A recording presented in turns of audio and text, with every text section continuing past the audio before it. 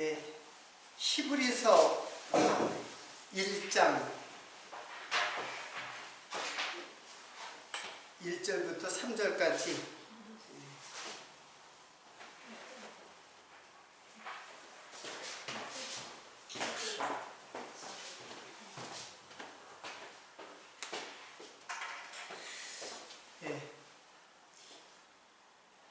세 절만 봉독해 드리겠습니다.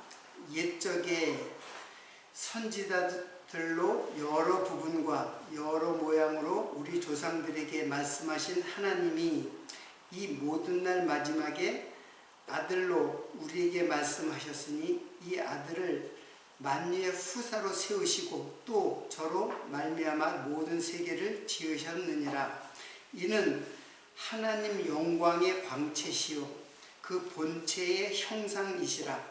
그의 능력의 말씀으로 만물을 붙드시며 죄를 정결케 하는 일을 하시고 높은 곳에 계신 위엄의 우편에 앉으셨느니라.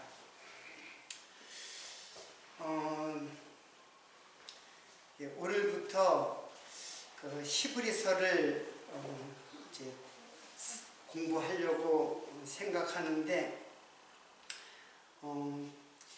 히브리서는 그 신약 성경 중에서 그 다른 모든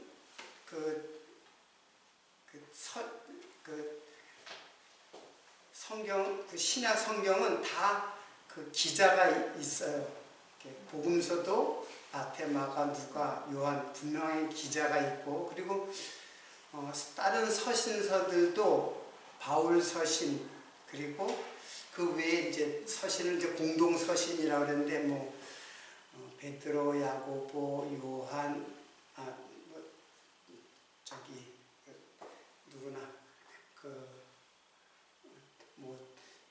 다 그 서신 기록한 사람이 있어요. 기자가 있어요. 그런데 히브리서는 기자가 이 내적인 그 증거가 없어요. 그러니까 누가 썼는지 몰라요. 그래서 히브리서는 신약에서 가장 신비스러운 책으로 이제 생각을 해요. 원래 이제 성경을 연구할 때 기록한 사람이죠. 기자와 대상, 듣는 사람, 이게 이제 듣는 대상이 있죠. 그래서 기자와 대상을 알아야 편지를 썼는데, 누가 누구에게 썼는지를 알아야 그 편지 내용을 정확하게 이해할 수가 있어요. 근데 누가 썼는지, 그리고 누구에게 썼는지 이걸 모르면은 그 내용을 이해하기가 매우 어려워요. 그럴 거 아니에요. 예를 들어서 내가 편지를 갖다, 집에서 어떤 편지를 갖다 하나 입수했다. 근데 이게 누가 누구에 썼는 거를 알면은 이런 내용들을 갖다가 이해하는데 편하죠. 근데 그걸 모르면은, 누가 누구에 썼는지를 모르면은 무슨 뜻인지 이해하는 게 쉽지가 않죠. 그런 거예요. 그래서 이제 개론을 공부할 때는 항상 누가 누구에게 썼다라는 것을 먼저 밝혀요. 히브리서도 이제 제가 이런 말을 하는 거는, 모든 이제 신학자들이 이렇게 얘기를 하니까는 나도 이제 누가 누구에게 썼다라는 걸 얘기를 해야 되는데 모르는 거예요, 이게. 근데 기자는 몰라요. 기자는 모르는데 대상은 알 수가 있어요. 이 내용을 쭉 보면은 대상이 누구인지를 알 수가 있어요. 그리고 언제, 이것도 중요해요. 언제 썼느냐도 중요해요. 예를 들어서 내가 연애 편지를 쓸 때 아주 옛날에 쓴 편지하고, 또 지금에 내가 우리 처한테 결혼하기 전에 썼던 편지하고, 또 결혼한 다음에, 또 결혼하고도 아주 나이가 들어서 다 틀리죠. 내용이 틀릴 수가 있단 말이에요. 그래서 언제도 매우 중요하죠. 근데 이것도 몰라요. 히브리서는 언제 썼는지, 기자가 누군지, 다만 그냥 그랬을 것이다 라고 생각을 할 뿐이에요. 그래서 기자는 전혀 몰라요. 누가 썼는지. 전에는 바울이 썼다고 거의 이렇게 많은 신학자들이 그렇게 생각을 해요. 바울이 글이라고. 근데 저도 그렇게 알고 있었어요. 이건 거의 바울의 글이다. 왜냐하면 당시에 이 히브리서는 유대인들의 그 전통 유대교를, 그 구약의 율법에 의한 유대교를 전면 부정하는 거거든요. 히브리서는. 그리고 예수를 증거하는 책이기 때문에 유대인의 입장에서 볼 적에는 이 책은 용납될 수 없는 책이죠. 그러니까 엄청난 핍박이 올 것을 생각하고 바울이 썼지만은, 바울의 글은 다 자기를 얘기했잖아요. 나 바울은, 사도 바울은 하면서 자기를 얘기하는데, 그래서 히브리서는 바울이라고 하는 것을 안 썼을 것이다. 그러나 바울의 글이다. 이렇게 알고 있었어요. 근데 점점 공부를 하면 할수록 꼭 바울이라고 볼 수 없는 거예요. 그래서 그냥 굳이 성경에서 알려주지 않은 것 같다가 내가 추측할 필요는 없다라는 생각이 들고, 바울이든 바울이 아니든 또 알려주지 않은 것이기 때문에 그냥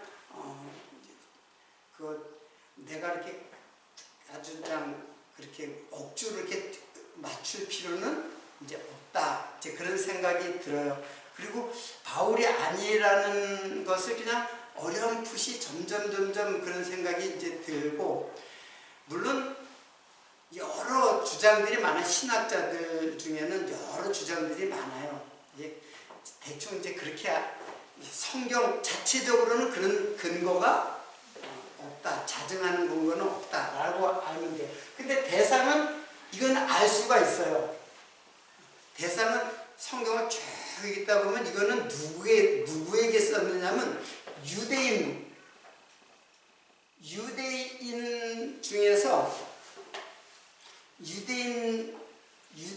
중에서 기독교로, 그리스도교로 예수를 영접한 사람. 그러니까 성도죠. 유대인 성도예요. 그러니까 유대인, 그리스도인, 이 사람들이 대상이에요. 그건 쉽게 알 수 있어요. 왜냐하면 이 모든 내용들을 보면은 이 내용을 한마디로 얘기하면은 구약의 그 성막의 제도에 대해서 많이 나와요. 성막의 제도에 대해서. 그러니까 성막의 제도는 뭐예요? 이건 성막에서 뭐 하는 거예요?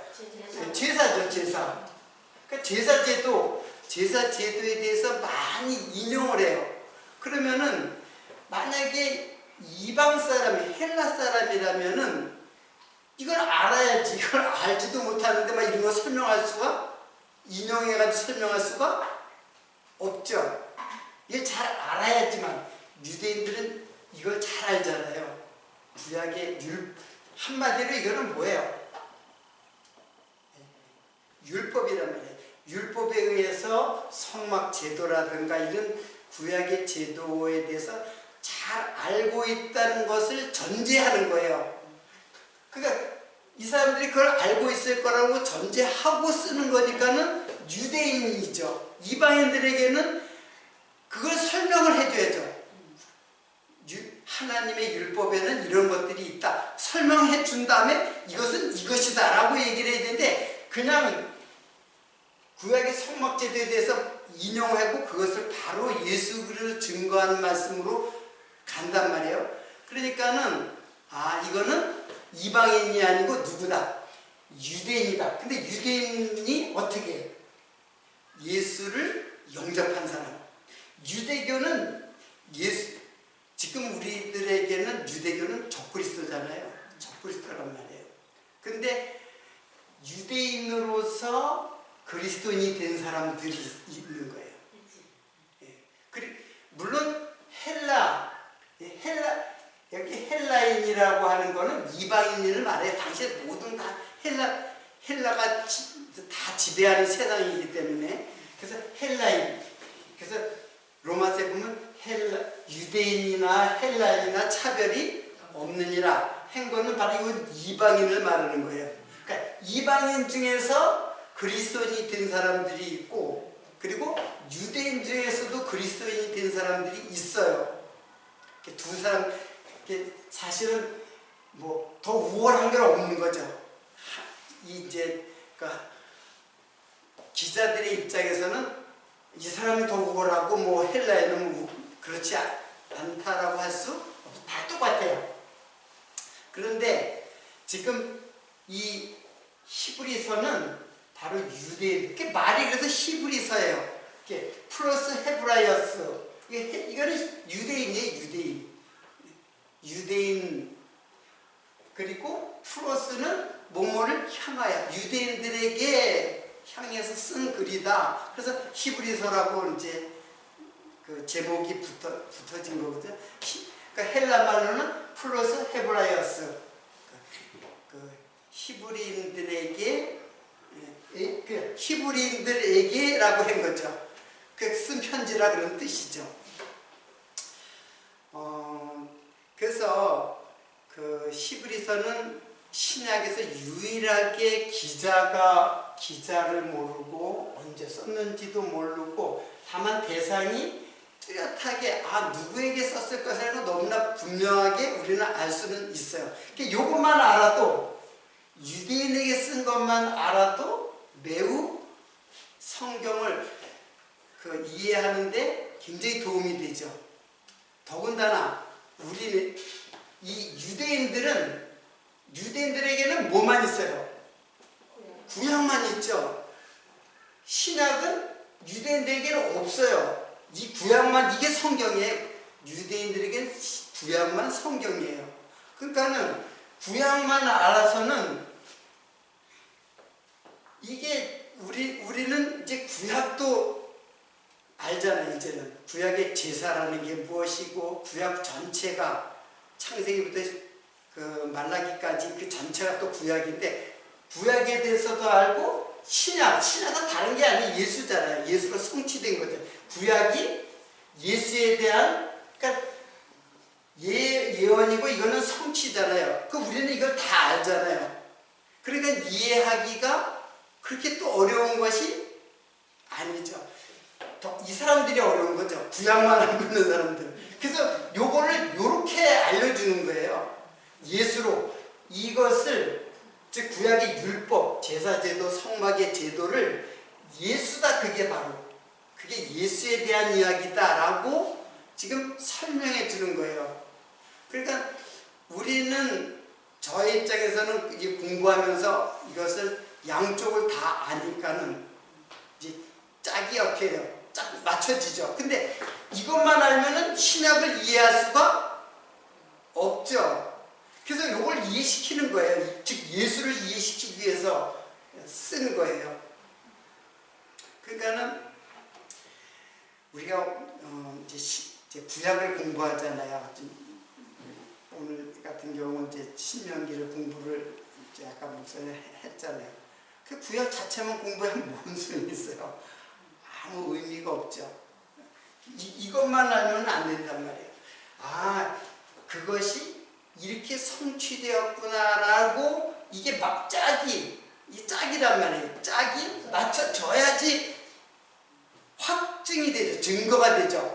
그렇구나. 근데 약속을 했어요. 근데 성취된 것을 모르면 내게 믿음이 올 수 없죠.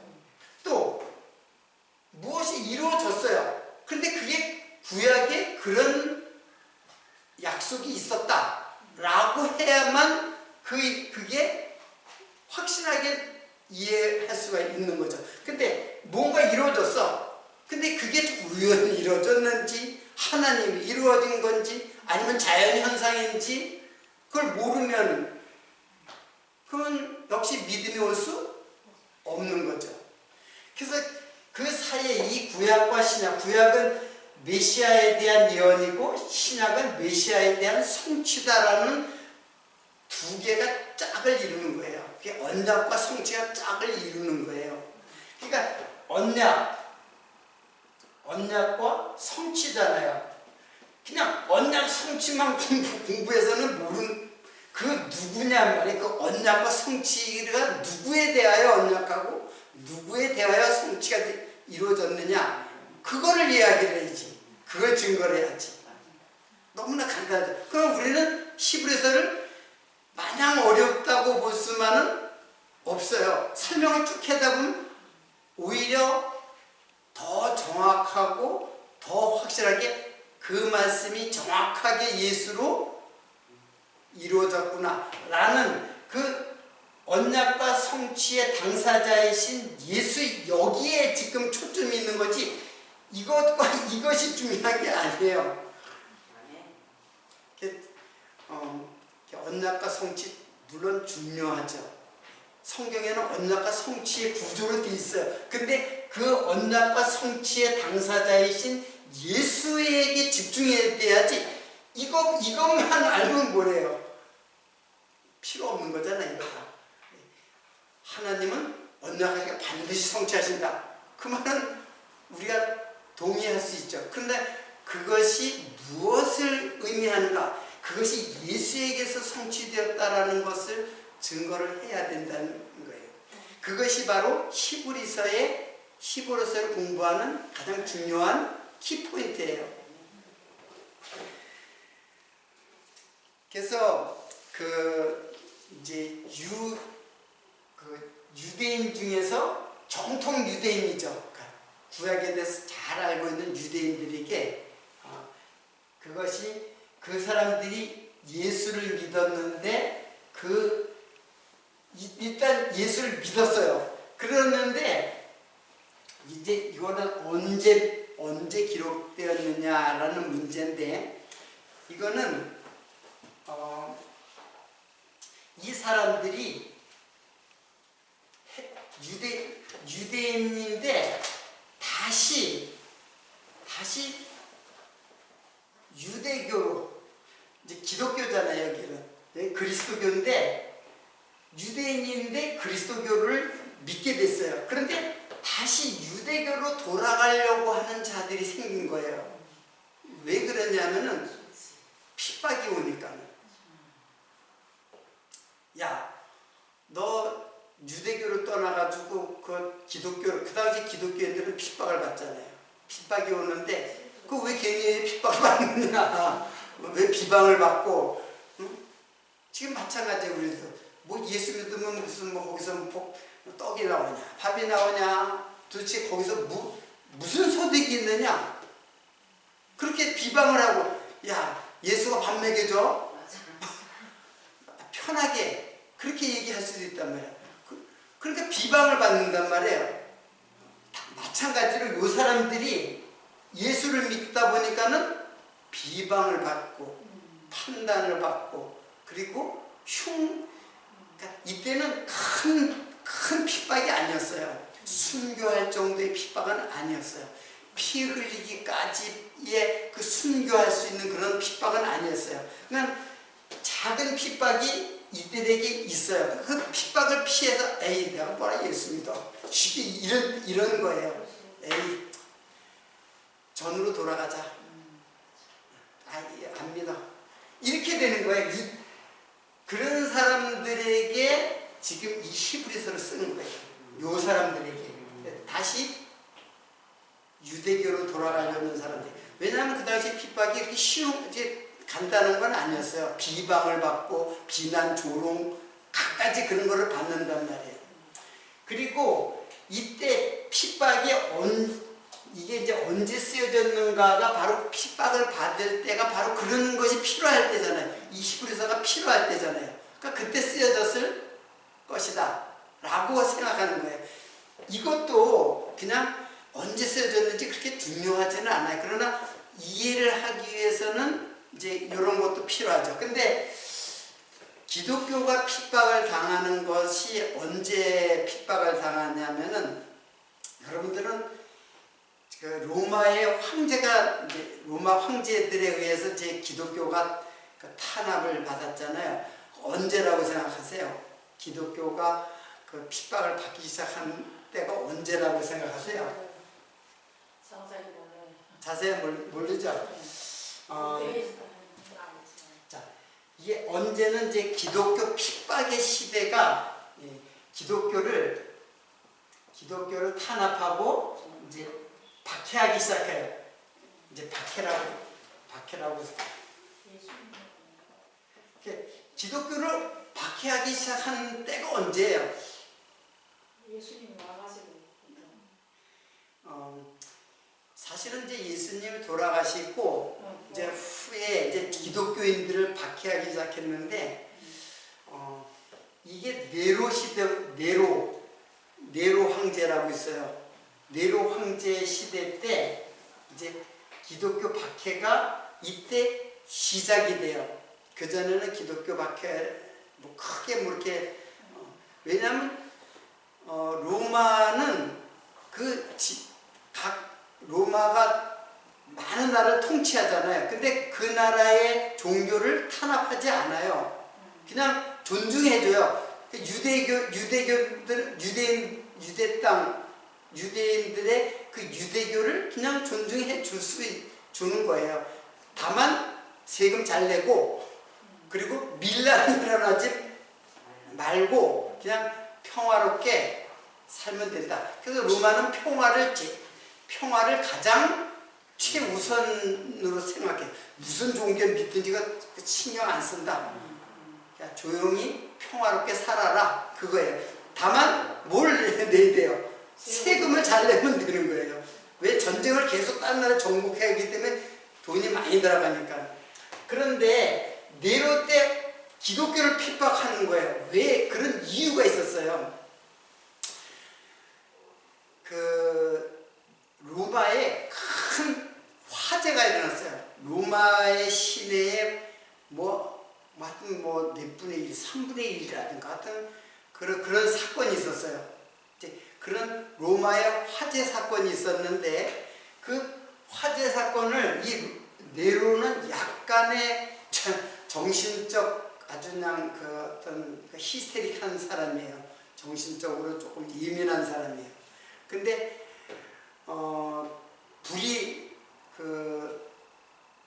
로마 시내에 불이 나가지고 그러니까 이 책임이 누구한테 들어와서 일단은 도의적으로 황제 자신이 이제 잘못 정치를 했다라고 하고 누가 불이 어떻게 나는지 그걸 다 몰라요.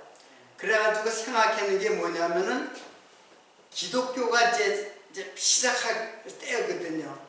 기독교가 이제 예수가 죽고 나서 기독교가 점점 이렇게 퍼져나가고 사람들 사이에 그 쪽복음들이 마가복음, 마태복음 그런 것들이 이제 그런 서신들이 돌아다니고 그러면서 기독교인들의 세력이 점점 이렇게 드러날 때예요. 그래서 네로가 이 기독교인들이 방화를 했다. 이렇게 뒤집어 씌운 거예요. 그러면서 기독교를 이제 박해하기 시작했어요. 실제로 기독교인이 부르짖을 이유가 없죠. 근데 뒤집어 씌운 거예요. 그냥 생각에는 그냥 불이 어떻게 날 수가 있잖아요. 근데 그게 어떻게 기름 창고 같은데 어떻게 불이 붙어가지고 불이 사람이 끄지 못할 정도로 불이 점점 번지기 시작한 거예요. 당시에는 소방시설이 이렇게 지금처럼 진압할 수 있는 게 아니라 불이 확대되면 감당할 수 없을 정도로 확대되면 그냥 손 놓는 거야. 그냥 불이 타도록. 그러다 보니까는 로마가 그냥 그 전역이 그냥 엄청나게 몇 분의 1이 타니까는 엄청난 사건이죠. 그래서 네로가 그렇게 생각을 한 거예요. 그래가지고 그 다음부터 기독교를 이제 박해하기 시작했어요. 그런데 요 전에 어떤 일이 있었냐면은 글라우디우스 황제가 있었어요. 글라디우스 황제가 이때는 내가 메시지라고 내가 적었는데 하여튼 네로 황제 전이에요. 네로 황제죠. 요때 이제 성경의 그 사도행전에는 이제 글라디오라고 해요. 글라디오. 이게 글라디우스 황제예요. 이때 기독교인들을 로마에 있는 기독교, 왜냐하면 유대인들이 막 퍼져나갔어요. 그리고 기독교인들도 예루살렘에 핍박이 있으면서 다 퍼졌죠. 그래서 소아시아로 막 퍼지고 더 멀리는 그리스, 로마까지 갔어요. 그러니까 로마에 있는 유대인들을 갖다가 이 글라디오가 추방을 시킨 거예요. 유대인들을 추방을 시켰어요. 그래서 이때 시브리서는 이때 쓴 게 아니라 요때 썼을 것이다 라고 생각하는 거예요. 이게 언제가 이제 꼭 굳이 알려면은 핍박이 시작하고 핍박 때문에 돌아가려는 사람들이 있으니까 그 사람들을 위해서 시브리서를 썼단 말이에요. 그러니까는 요때라고 생각을 하는 거예요.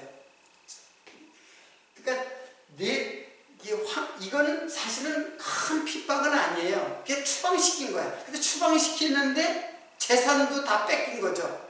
재산도 뺏기고. 진짜 핍박이 심한 거는 이게 다 1세기잖아요. 이게 다 1세기. 100년의 시대인데 이 뒤에 어떤 황제가 있냐면은